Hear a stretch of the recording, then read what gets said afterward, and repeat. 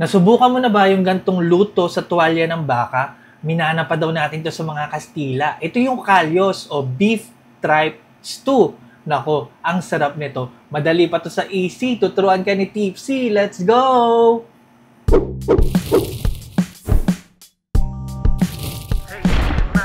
Yo, welcome to Pimp Your Food. Ito, first time kong magluto ng kalyos. Ayan, sana huwag niyo kong husgahan. Pero ang sarap ng kinalabasan nito. Ayan, papakita ko sa inyo paano ginawa ko. Gumamit ako dito ng Spanish chorizo. Ayan, pinirito ko lang at nag-render tayo ng oil from chorizo. Ayan, para lumasa sa ating mantika. At kumulay na nga, ayan, no? And then, set aside lang muna natin ang ating Spanish chorizo. Sa mantika na yan, dyan tayo magigisa. Siyempre, ang ating bawang, yun, no? Hintayin lang natin na maging mabango yan. Sunod na natin yung ating sibuyas. Mas maraming sibuyas, mas masarap. Yun, hintayin lang natin lumambot ang ating sibuyas. And then, lagay na natin yung ating tuwalya ng baka. Speaking of lambot, pinalambot ko na yan, no? Tapos hiniwa sa bite-sized pieces. Wala akong nilagay na pampalasa dyan. Sa tubig ko lang yan, pinakuluan. Tapos, yung pinagkuluan nating sabaw, huwag nyo itatapon kasi gagamitin natin yun mamaya. Alright? Lagay lang ako dyan ng paminta at ng Spanish paprika. Yan sa Spanish paprika talaga, ano?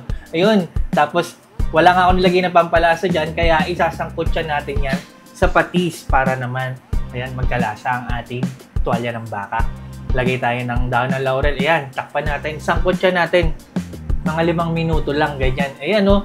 Papansin nyo, nasangkot siya na siya sa patis at sa ating mga aromatics. Yun. Tapos, lagay tayo ng yung ating naprito na chorizo. Ibalik na natin. Lagay tayo ng tomato paste. Ayan. Stir fry lang natin. Gisa lang natin. Haluin natin ng mabuti. Dagdag pa ako ng konti, no? Gusto ko matingkad. Mapula. Ayan, para masarap sa mata. Ayun. Alright. Tapos, lagay tayo ng asukal. Diba? Pambalanse. And then, ito yung sauce ng pork and beans na nasa lata. Sauce lang muna nilagay ko. Tapos, naglagay akong beef cube. At ito na yung pinagkuluan ng ating tuwalya. Kung gaano kasabaw, kung gaano ka-saucy, kayo na bahala. Ayan, okay na sa akin yan kasi papakuluan ko yan ng 20 minutes. So, magre-reduce pa naman yan. Ayan, take your time pag nagluluto ng stew, no? Ayan, simmer natin sa mahinang apoy 20 minutes para talagang mag-marry yung mga lasa nila. Pagkatapos ng 20 minuto, ayan, lagay na natin yung ating garbanzo at yung ating pork and beans. Para sa akin, importante yung pork and beans dito kasi nagdadagdag yan ng manamis-namis at linamnam at syempre magpapalapot ng ating sauce. Simmer lang natin yan ng walang takip. I-reduce lang natin, no? Ma-reduce lang yung sabaw at lumapot.